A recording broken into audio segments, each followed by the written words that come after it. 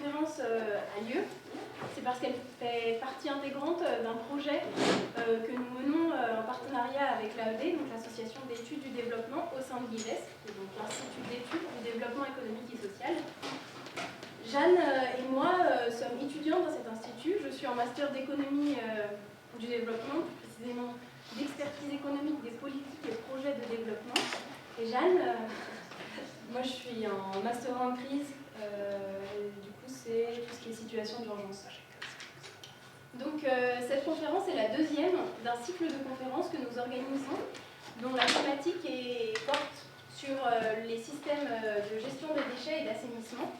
Notre objectif, c'était d'avoir un regard critique sur ce qui est fait en France, voir à la fois les aspects positifs, les aspects négatifs, voir si c'est exportable, pas exportable, voir comment on pourrait l'améliorer, et ensuite dériver et voir ce qui est fait dans les pays en développement, ce qui pourrait être fait, et comment est-ce qu'on pourrait apporter nos petites mains à ça. Donc pour ça, on organise des conférences comme celle-ci. Donc celle-ci, c'est la deuxième du cycle. La première portait sur les systèmes français d'assainissement et de gestion des déchets. Et celle-ci, c'est la seconde, donc c'est sur les alternatives à ces systèmes. Et il y en aura une troisième qui va concerner exclusivement les pays en développement. Toutes les conférences sont donc filmées et les vidéos sont postées sur YouTube et puis sur notre blog WordPress avec les interviews de certains acteurs qu'on a préféré filmer indépendamment plutôt que faire une conférence. Et également avec des articles de nos recherches, lectures, etc., qui sont donc sur ce blog qu'on va vous passer quand il y aura un peu plus de choses dessus.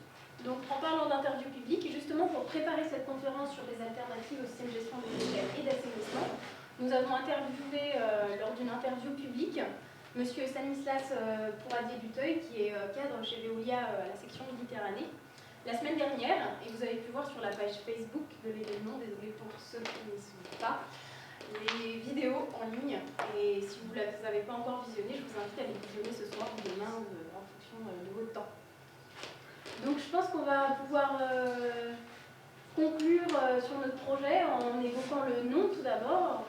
On a oublié de le mentionner, c'est Pondy Waste, parce qu'à la fin de ce cycle de conférences, Jeanne et moi allons partir pendant un mois à Pondichéry, et on va y étudier les systèmes de gestion des déchets ménagers entre deux quartiers de Pondichéry, le quartier français et le quartier tamoul. Et ce qui est intéressant, c'est qu'en construisant notre projet, et à travers ce cycle de conférences, on s'est rendu compte que le sort des chiffonniers, c'était pas que dans les pays en développement qui prêtaient à recherche. Et c'est pour ça que ce soir, on a invité Samuel Lecoeur, qui est le président de l'association Améliore. Et on cherche à intégrer de plus en plus la question des bifins en France dans notre projet Pondy Waste. Et ça nous a permis de réfléchir un peu plus sur la transition écologique, certes, mais on cherche à mettre l'aspect sur une transition qui doit être non seulement écologique, mais aussi sociale. Et donc on pense que la problématique des bifins parisiens s'intègre pleinement dans cette thématique de recherche. Donc voilà, donc je pense qu'on peut laisser M. Adler, qui fera l'animation ce soir, s'occuper de présenter les intervenants et de leur donner la parole. Il n'y a pas de... Il y avait un ordre qui était là-bas, mais je ne sais pas comment il est installé.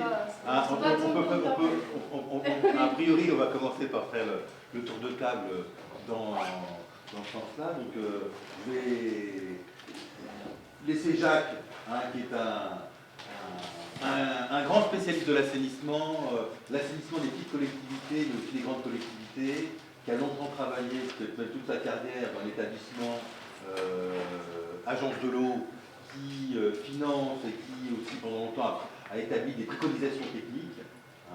Voilà, donc Jacques, qu'est-ce que tu veux rajouter pour te présenter avant de rentrer dans le débat, avant de rentrer dans ta présentation, qui interviendra après ce tour de table.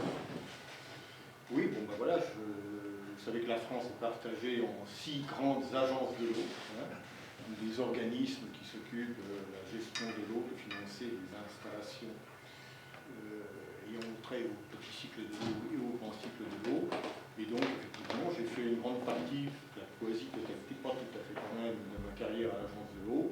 Et là, on a vu effectivement énormément de projets d'assainissement. Ma spécialité, c'est plutôt l'assainissement des collectivités, l'assainissement donc des eaux usées des collectivités. Voilà. Donc Fabien Esculier, qui est un personnage dans le paysage de l'assainissement, hein, je vais vous laisser découvrir pourquoi. Donc après un passage dans les services de l'État comme police de l'eau, voilà, c'est eux qui vérifient que les choses se passent comme il faut. Une mouche l'a piqué, je ne sais pas quelle mouche, hein, et je le laisse présenter le sujet de sa recherche, puisqu'il est, comme moi d'ailleurs, sur un autre sujet, doctorant à l'école des ponts et chaussées. Bonjour à tous, je suis ravi de participer à cette table ronde aujourd'hui, puis j'ai très hâte du débat qu'on va pouvoir mener ensemble et puis avec vous. Et donc la mouche qui m'a piqué, pour reprendre ce que dit Emmanuel, c'est donc que je suis fonctionnaire du ministère de l'écologie. J'ai exercé le poste de chef de la police de l'eau de la Seine pendant 4 ans. Et on a travaillé dans le cadre du projet du Grand Paris sur comment est-ce qu'on va gérer les eaux usées à l'avenir avec plus d'habitants dans la métropole du Grand Paris et puis moins d'eau dans la Seine du fait du changement climatique. Et le groupe de travail a conclu qu'en fait on ne savait pas comment faire, grosso modo. Finalement, j'ai monté un projet de recherche dont le but est d'essayer de répondre à cette question en étudiant entre autres, même principalement, la possibilité qu'au lieu qu'on gère nos eaux usées comme un déchet, donc principalement les eaux de toilette, urine et matière fécale, comme un déchet qu'on dilue dans l'eau et qu'ensuite on traite pour épurer une eau avant de la rejeter au milieu naturel, qu'on gère les urines et matières fécales comme un produit et donc finalement qu'on essaye de les récupérer à la source et d'en faire principalement des engrais. Et donc on essaie de voir comment on pourrait mettre en œuvre de telles pratiques sur l'agglomération parisienne pour permettre de résoudre l'équation de l'assainissement futur de cette agglomération. Voilà. Donc le lien, il est direct avec les... Je crois que vous êtes beaucoup concernés par les pays du Sud. Donc dans les pays du Sud, hormis dans les grandes villes, le réseau d'égouts est souvent pas très développé. Donc ces techniques qui sont, on va dire, à la source, même si ensuite à la source on va récupérer pour avoir une installation un peu plus conséquente, où on va concentrer un peu ces matières, c'est quand même des situations, de la gestion très locale. Voilà. Donc c'est comment on peut mettre en place dans un système qui est quand même très centralisé, avec des grosses unités, des alternatives. Hein, on a eu le plaisir d'aller faire quelques voyages à l'étranger, voir des petites expériences. Voilà. Donc là on était côté assainissement, et puis on va passer, on n'ira pas de l'autre côté de la... Il faut une aucune balise, hein, de l'autre côté de la barrière pour parler du solide, hein, du déchet, puisqu'on a donc quelqu'un qui a monté un projet circulaire, hein, je vais peut-être le présenter, et puis ensuite le président d'une association, hein, que je salue, parce que je ne l'ai pas dit, moi j'interviens, ça apparaît rapidement, comme président d'une association qui s'appelle le RISPO, qui est le Réseau Interprofessionnel des Sous-Produits Organiques. C'est une association que vous trouvez sur internet, rispo.org, qui organise des journées techniques sur des sites industriels, qui valorise la matière organique, les boues, les ordures, les déjections. Voilà, on ne fait pas de tri dans cette affaire-là. Donc c'est avec grand plaisir que je salue un autre membre associatif actif. Voilà. Donc tu veux commencer par présenter le projet rapidement, avant de rentrer plus dans le détail, voilà, dire plutôt en quelques mots une présentation. Bonjour à tous déjà, très content d'être ici. Merci aussi à toutes les deux d'avoir organisé cet événement. Donc, moi je m'appelle Raphaël, je suis un des cofondateurs de Circulaire. Circulaire, c'est une start-up qui vise à créer un réseau de référence des entrepreneurs de l'économie circulaire à travers le monde. Pour faire donner un petit peu de background, en fait, après mes études, je suis parti travailler pour un grand groupe au Brésil et ensuite au Mexique. Et j'étais un peu en quête de sens. Et c'est lors d'une rencontre avec Jules, donc avec qui j'ai monté Circulaire, qu'on a décidé de quitter cette entreprise pour s'occuper et se questionner sur le monde des déchets et les solutions qui existaient. Donc il y a un peu plus de 2 ans, on a quitté notre emploi au Mexique, on est rentré en France, on a créé une association, on a levé des fonds pour partir faire un tour du monde de 17 mois dans 22 pays, pour rencontrer 150 entrepreneurs qui proposent des solutions sur les déchets. Et aujourd'hui, on vient de créer une start-up qui connecte ces entrepreneurs porteurs de solutions et les grands groupes pour les amener à ne plus produire de déchets. Donc je vais essayer de vous présenter quelques alternatives de gestion intelligente de déchets qu'on a pu découvrir un peu partout dans le monde. Et ce sera un plaisir d'en discuter avec vous. Alors, Améliore. Oui, bonjour, je m'appelle Samuel, je suis président fondateur de l'association Améliore, qui veut dire Association des marchés économiques, locaux, individuels et organisés de la récup. On promeut l'existence des marchés opus à Paris, qui sont mis à mal par les pouvoirs publics. On promeut aussi une économie solidaire à partir de la collecte informelle des déchets et bien sûr la reconnaissance de ces travailleurs dans le droit commun afin qu'ils bénéficient de tous les droits que les travailleurs connaissent. Voilà, donc on organise des marchés au plus 2 fois par mois maintenant et on souhaite obtenir le droit au travail pour toutes les personnes qui sont contraintes pour des raisons économiques dans leur grande majorité ou alors tout simplement pour l'aspect social et convivial que représentent ces marchés pour les plus fragiles, les plus démunis.